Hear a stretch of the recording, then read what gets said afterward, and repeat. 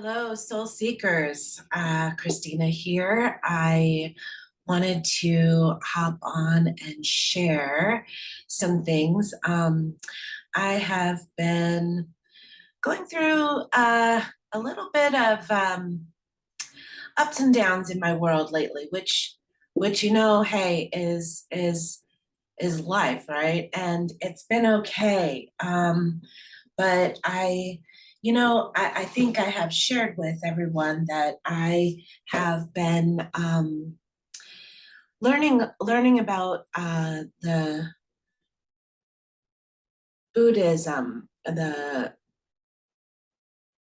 Nichiren Daishonin Buddhism, and it's interesting because I was considering traveling to the temple in LA, and I was considering receiving the Gohansen. And I had set up an altar space to do that, and I received a gift of a house so that I could put my scroll in once I received it. But over the last month and a half or so, I've struggled back and forth about whether dedication to this practice is the correct path for me. And it's cool because a couple of weeks ago, as you know, I've been following and listening to Michael Mirdad. And I don't remember how many talks it was ago, but a few Sundays ago, he spoke about, he actually gave a meditation, and the meditation was the talk was about being able to create your own vortex in your prayer space, in your altar space, and I had set up this beautiful altar space. And when I listened to his talk, I I decided to put forward that intention, right? That I was going to be creating my altar space, my prayer space as my personal vortex of light. And he was talking about how any of us can do that, and any of us can create sacred space right where we are. And he spoke about the idea that you could make it as precise as an acupressure point, and that how the vortexes have that. And being that I am a massage therapist and I have studied a little bit in acupressure and this kind of thing, I really resonated to that vision of it, and I loved that. And I did that. I actually went in and took that in with the meditation he did, and I imagined creating my altar space and my home, and making that my personal, I don't know about personal, but my vortex of light, my acupressure point of bringing that energy in for my prayer. And it's cool because when I've been chanting the chanting with the Buddhism, I can really connect with that inner. I think I shared with you guys a couple talks ago about how I had really been open here in my third eye. And it's interesting because when I had my last meeting with my spiritual coach Ingrid, she said that I'm not the only one experiencing an influx of that right now. And that is all about clarity. And I think with all of the light that's coming into the world, that we are experiencing that influx of light into our dimension here. It's probably, I imagine, connecting and opening up quite a few people. And so anyhow, long-winded. I know I do that often. The cool part was that I set my intention. I set my altar space. I set the intention that my prayer space was going to be the space where I was going to have that focus of light energy. And my mom, Rahne Gigous, whom I think I have shared with you guys about her before, she works with clients and does integrated shaman healing sessions with her clients. And when she came over to visit my place for the first time, that evening, I think it was, she was in her own meditation space at her own home, but she tends to be able to travel when she's meditating. And she said that she she saw my altar space, and when she saw my altar space, she saw a beautiful beam of white light coming down. And the cool part was that I had not shared with her about my meditation and my intention for that space. And I loved that because I felt like it was, an outer confirmation of the intention that I had set. And someone who has that kind of sight and who has that kind of vision was able to see that. And so it brought me such wonderful, wonderful feelings about what I had created there and the love that I had behind it and the intention that I had behind it. And I haven't only been doing the chanting at that space, but I've also been doing things like opening up the Course in Miracles and coming to a random page and reading that. And I do carry the Science of Mind uh, text, and I've been doing a little bit of reading of that. And what really finally resonated to me and for me was that diving into the individual practice of the Buddhism that I was considering diving into wasn't the whole story for me. And I have decided that in all of that following specifically that one practice is not going to be my path exactly. And it's funny because it actually took me to an interesting place where I almost felt um,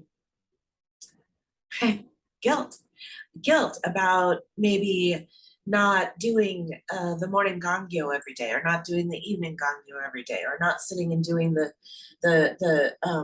chanting every single day. And it wasn't that I wasn't sitting and doing inner work every single day, but I wasn't specifically always doing that. And I realized that bringing that kind of feeling, that kind of guilt into my spiritual practice wasn't something that was going to be healthy for me. With the law of attraction, what you're feeling and what you're putting out there, that is what you attract to you. And I think that the last thing that I need or want to be attracting in my life is more guilt for what I have or have not done. I think we all have enough of that on our own, without putting that into our spiritual connection to Source and to God. And so, I had a dear friend that introduced me to this practice, and I found myself feeling bad that I was going to have to tell her that I had chosen not to go to LA, receive the Gohans, and that maybe there was somebody else that would want to house that and practice that and have that more for them, and that was okay. So I'm going to give the housing that I was given for that scroll back, so that maybe someone else who connects more deeply with that practice can have that and appreciate it in a different way. And I still have been kind of processing the decision and considering it and going through it. And the cool thing is that yesterday, when I was contemplating all of this and thinking about it, again, back to my mom, Rahne Gigous, she had shared with me her thoughts on this. And she had said that, that for her, in her life, in her lifetimes, that she has many different branches of lineage that are within her, including Buddhism, including the Indian Hinduism, including, Christ, including all of these things, right? And she believes that we do have all of these different lineages that maybe are ascended within us over the lifetimes that we've lived. And as I was thinking about this, yesterday, I had a vision come to me, and this this picture that came to me actually was, I guess I would define it as the tree of life. That's how I saw it. It was this big beautiful tree with all of the branches and leaves and coming out. And I realized that that to me was like the representation where there were, each branch represented a different a different stream within the ancestral lines, you know, Buddhism, Hinduism, um, Jesus, and all of the different followings, the teachings that we have. Um, and it was so cool because I could imagine this big old tree of life with all these different branches. And then what came to me was the filtering down to that trunk, right? And the beautiful light energy, the electricity, the source that runs through the entire tree and all of the branches is God, is source, is the oneness that we all have. And there's so many different branches and lineages and ancestral lines to that. And it's beautiful, but it all in the underlying truth of it is running with the energy of that beneath it all, which is our source, which is God, as I define it, which is Mother, Father, God, right? Which is everything that there is, the life force that runs through in and all things. And it just was such a beautiful vision of peace for me, a beautiful deeper understanding and knowing that it's all okay. And it's so cool that I had the privilege to be introduced to the practice of Buddhism, and to have an opportunity to dive into that a little bit further and gain a deeper understanding of it. And it was also very beautiful for me to connect with a different teaching under the Christ consciousness. And, you know, Michael Mirdad had to talk about the two paths, as he called it. And I listened to a gentleman that was a scholar that talked about the two paths. I think I kind of went into this before, but oh, it was such an amazing feeling of clarity for me to have that vision. And so it's cool because I also know that for myself and my altar space, that is how I'm going to recreate that space for myself. And I believe that I'm going to be putting a depiction of the tree of life there, where that housing for the Gohanson once sat. And with that, it's not just going to be one teaching or another, but it's going to be my representation of everything out there and the source within. And so I'm very excited that I'm going to be recreating that space. And I just thought maybe that I would share the insight that I received for myself with all of you as we walk along this path together. It's interesting because I was thinking about the title that I came up for this the other day when I began this, and I created the title of the YouTube as Join Me in My Journey. And you know, it is, of course, I am sharing my journey with you, and I'm inviting you to hear what I have to say and join me in that. But truly, the beautiful thing is that maybe you're hearing what I'm saying, and maybe there is a journey for you, but it's not my journey. It's yours, right? So as I invite you to hear what I have to say and the insights that I receive and the thoughts that I have, and to join me in that with me, I really, I guess what I'm I guess I'm saying that my journey is mine and your journey is yours, of course. And they are individual paths that we are walking as individuals together. Like the branches of the tree, right? We are all each the individual branches of the tree, following our different paths, finding our different insights, gaining our clarities, right?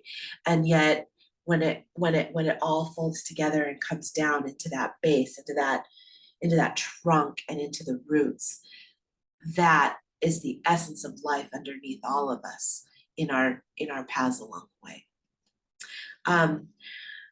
Just to kind of give you some updates, we do have our I do have my interview set with Ingrid Essawova for Monday.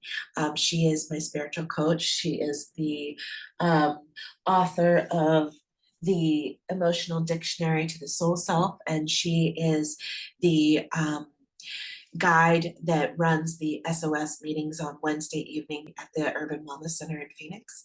I am also very excited because I am planning to take a trip up to Sedona this weekend.